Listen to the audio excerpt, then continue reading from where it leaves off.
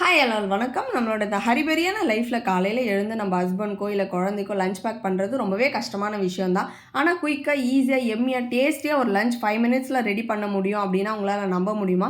கண்டிப்பாக முடியுங்க. வாங்க பார்க்கலாம். நம்ம ஒயிட் ரைஸ் எடுத்துக்கலாம், கருவேப்பிலை, கொத்தமல்லி, பச்சை மிளகா, துருவன தேங்காய், அவ்வளோதான். நம்ம இன்றைக்கி வந்து ரீஃபைண்ட் ஆயில் யூஸ் பண்ண போகிறோம்.